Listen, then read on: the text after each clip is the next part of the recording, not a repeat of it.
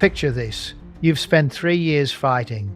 North Africa, Crete, the jungles of New Guinea, far from home, far from your family, far from the woman who promised she'd wait. You were doing what an Australian man does. You went to fight. And while you were out there, in the mud, under fire, on a wage that barely covered your cigarettes, they arrived, well-dressed, well-paid, hadn't fought anywhere yet, and they walked straight into your pubs, your dance halls, your streets, and your women. By 1944, there was a phrase every Australian knew, one that had been circulating in the streets long before it ever made the papers. Overpaid, overfed, oversexed, and over here. 5 words. The anger of an entire generation. And the Australian government, they made sure nobody talked about it. This is the story they didn't want you to know. It starts in 1942, when the men who came to save Australia quietly took something from it that was never coming back. Before 1942, Australia was a country that understood sacrifice. It had been at war since 1939. Australian men had shipped out to North Africa, to Greece, to Crete, to the Western Desert. Entire communities had sent their sons, their husbands, their brothers overseas. The women who stayed behind weren't idle.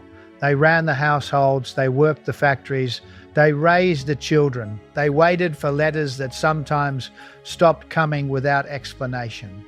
Then Singapore fell, the fortress that was supposed to be impregnable, gone in 1 week. Over 15,000 Australian soldiers taken prisoner in a single defeat, the largest surrender of Australian forces in history. Suddenly the war wasn't somewhere else. It was coming here. Australia needed help, and America answered. But what arrived with that help was something nobody had fully prepared for. For the Australian men who were still home, on leave, in training, working essential industries, the arrival of American forces was something they felt immediately and personally. It wasn't just the numbers, though the numbers were staggering. Tens of thousands of American troops flooded into Australian cities within months. Sydney, Brisbane, Melbourne, Townsville, all of them transformed almost overnight into staging grounds for the Pacific Campaign. It was everything that came with the Americans. The uniform alone said something. The American military uniform in 1942 was better cut, better fitted, made from better fabric than the Australian equivalent. They moved through the streets with a visible confidence. Some would say an entitlement that was hard to ignore and harder to compete with. And then there was the money. American GIs of equivalent low rank were earning roughly double what their Australian counterparts received. In practical terms, that meant they could afford to take a woman to dinner, to a restaurant, to a dance, not just to the bar. They could buy gifts, they could pay for taxis, they could tip generously. For Australian men already stretched thin, already carrying the weight of years at war, watching this play out in their own streets was not an abstract frustration. It was personal. Every single day. If there was one place where the transformation of Australian cities became impossible to ignore, it was the dance halls. In 1942, dances were one of the few forms of entertainment that remained fully open. And the Americans arrived at those dances with something most Australian men simply hadn't grown up doing. They could jitterbug, a style of dancing that was energetic, showy, and American in every sense of the word. The floors filled differently when the Americans were there. They were louder, more confident, and they had enough money to buy drinks for the room. Australian men on leave watched from the edges. One Warbride from Brisbane described it plainly years later. The weekly dances organised partly as entertainment for the troops, the local women arriving, and the Americans taking over the floor while the Australians stood at the bar, nursing their drinks and saying nothing. Because what was there to say? The women were choosing, and the choices they were making were visible to everyone in the room. The Australians who stood at those bar counters in 1942 were not weak men. They were soldiers. They had fought in some of the hardest theaters of the war, but in a dance hall, against an American with a full wallet and a confident smile. The battlefield was different, and the rules they had grown up with no longer applied. The scale of what was happening was not something Australians had to imagine. It was visible on the streets every single day. In mid-1942, a reporter walking down Queen Street in Brisbane stopped and counted what he saw. 152 women accompanied by 112 American servicemen, against only 31 women accompanied by 60 Australian soldiers, in the heart of an Australian city on an ordinary afternoon. That number made it into print, which tells you something about how impossible the situation had become to ignore. Even newspapers operating under wartime censorship guidelines that explicitly discouraged coverage of tensions between Allied forces, could not entirely contain what was happening in broad daylight. By the same period, records show that in Victoria alone, there had already been more than 250 marriages between Australian women and American servicemen. And this was only a few months after the Americans had arrived. The pace of it was what hit people hardest. This wasn't a slow cultural shift. It was a rapid social disruption, playing out faster than anyone had anticipated, in cities already stretched thin by 3 years of war. And Australian men, the ones who had been fighting since 1939, the ones earning half the American wage, the ones coming home on leave to find the social landscape unrecognisable, had no official channel through which to express what they were feeling. So it came out in other ways. Put yourself in that position. You are an Australian soldier. You've just come back on leave. A week, maybe 2, before you go back to the front. You walk into your local pub, the pub where you grew up, the pub where your father drank, and it is full of Americans. They are buying rounds for everyone. They are dancing with the local women. They are laughing loudly in well-cut uniforms with pockets full of money. And you earn less than half their wage. Your uniform impresses nobody. And you ship back out in 5 days. The phrase that was already circulating in the streets, overpaid, overfed, oversexed, and over here, wasn't clever wordplay. It was the precise, concentrated expression of something that thousands of Australian men felt and had no legitimate outlet for. The government needed the alliance. The war effort needed American troops. Conflict between Allied forces was officially bad for morale, so the newspapers were told to stay quiet. The incidents were not reported.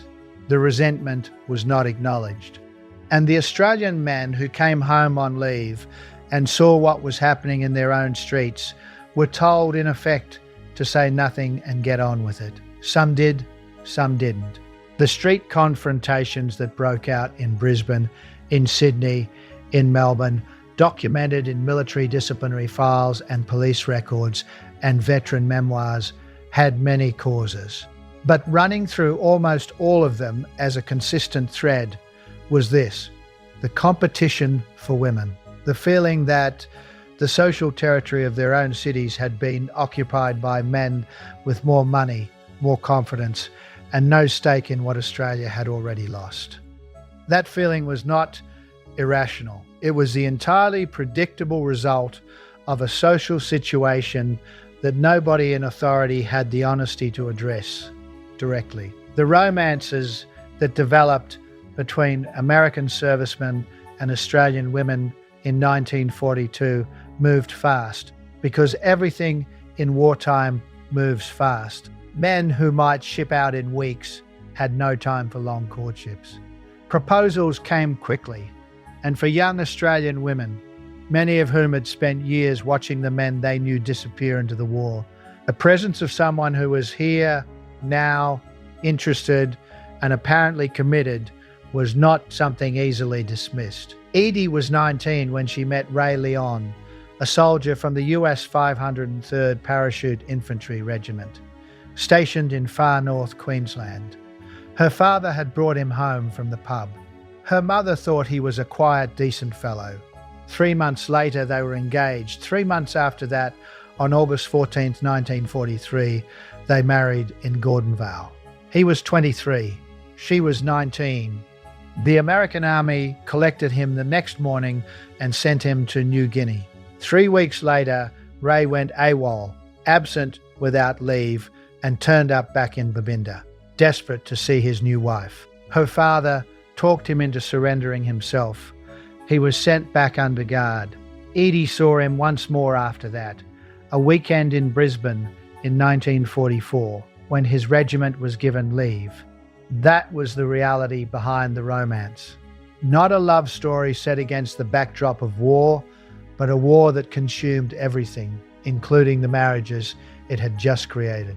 Not every American who proposed was sincere. Not every wartime promise held. Some Australian women found themselves pregnant and abandoned when their American partners shipped out and stopped writing. Some discovered, after the war ended and the waiting began, that the man they had married had another life in America, a family he had never mentioned, a wife who had been there all along. The Australian newspapers that had published their editorial warnings in 1942, "Now girls, go easy," the Albany Advertiser had cautioned, had not been entirely wrong. Some women did end up exactly as predicted, alone in Australia with a child and no husband. The Australian War Memorials records document women who waited months, then years, for transportation to America that was repeatedly delayed. When the war ended, bringing American troops home took priority over transporting war brides. Shipping was scarce. The women and their children waited, and some received something worse than waiting. Some women received word through letters, through silence, through a husband who simply stopped writing, that the life waiting for them had disappeared. The Americans who walked away went home to a country that celebrated them as heroes. The women they left behind had no such celebration waiting. For the thousands of Australian women whose American husbands were genuine, and the majority were, the end of the war brought a new challenge: actually getting to America. The US government launched Operation Warbride, a large-scale program to transport wives and fiancés of American servicemen from across the world to the United States. Globally, it moved approximately 70,000 women. The converted troop ships used for the Australian women had been military vessels weeks earlier. The facilities were basic. Women strung clotheslines on the open decks to dry their children's nappies in the sea air. The press dubbed it Operation Diaper Run. Women with children were prioritised. Childless wives went next. Fiancés waited longest. Maud Josephine Tyrrell had met Cliff before he shipped out to New Guinea. They had planned to marry, but he left before it could happen. Her wedding dress was packed away. After the war, he was repatriated to America, leaving Maud behind in Australia, with no money and no available transport to follow. She finally left Australia on the last bridal ship, the Marine Phoenix, on April 14, 1947, nearly 2 years after the war ended. For Australia, the arithmetic was stark. Between 12,000 and 15,000 women left, permanently. Women who would have raised families here, whose children would have gone to Australian schools, worked in Australian cities, built Australian lives, gone, not because of the war itself, but because of who the war brought to their door. That is not a small number. And it deserves a moment to sit with. Not all of them went. Edie had come through everything: the courtship, the wartime wedding, the years of waiting, the paperwork. She had made it to the dock in Brisbane, her bags packed, her passage arranged, her 6-month-old daughter in her arms. On the train to the wharf, she met another war bride named Verla Huey. Verla was crying her eyes out, Edie recalled. saying she didn't want to go, she wanted to stay in Australia. At the wharf, Verla refused to board, and Edie made her decision. "I knew if I got on that ship, I might never come back to Australia," she said. They unloaded their bags. They were sent home the next day. Edie is now 98 years old, still living in Babinda, far north Queensland, in the same region where her father brought a quiet American home from the pub. In 1943, she made her choice at the gangway. The women who turned back at the last moment understood something that the official version of the story never quite captures. Leaving Australia wasn't just crossing an ocean. It was leaving behind everything that had shaped them, their families, their communities, the country their fathers and brothers and husbands had fought and died for. Some couldn't do it, and the ones who couldn't, who stood at the gangway with their bags and then walked back down, were in their own way choosing Australia over everything else. The history books will tell you that the American presence in Australia in 1942 and 1943 was an unqualified success. Strategic partnership, Allied solidarity, the Pacific Campaign won together. And in military terms, that is true. But the men who lived through it, the Australian soldiers who came home on leave to find their cities transformed, their pubs occupied, their women being courted by men with twice their wage and none of their sacrifice, those men knew a different version of the story. They knew that the alliance had a cost that nobody officially acknowledged. That while they were fighting in New Guinea and the Western Desert, the home front was being reshaped in ways they had no power to prevent and no legitimate voice to protest. That the phrase overpaid, overfed, oversexed, and over here wasn't just a complaint about money or morality. It was the only language available to men whose genuine grievance had been declared off limits by the same government they were fighting for. Between 12,000 and 15,000 Australian women married American servicemen during the war. Many of them found the lives they were looking for. Many of them didn't. But what was lost to Australia, the women, the children they had, the futures that crossed the Pacific and never came back, that loss was real. And it happened while Australian men were away doing what their country had asked them to do. The alliance was necessary. The sacrifice was shared. But it was not equal. And the Australians who lived through it never forgot that overpaid, overfed, oversexed, and over here.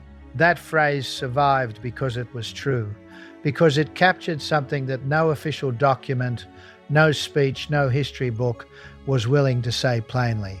The men who said it weren't bitter without reason. They were Australians who had gone to fight for their country and came home to find that the Allies standing beside them had quietly taken something that couldn't be given back. The broader story, the street confrontations in Brisbane, Sydney, and Wellington that came out of exactly this same tension, those are in the other videos in this series. The titles are pinned in the comments below. The pattern only makes sense when you see all of it together. If this story deserved to be told, hit the like, share it with someone who needs to hear it, and subscribe. There's a lot more coming.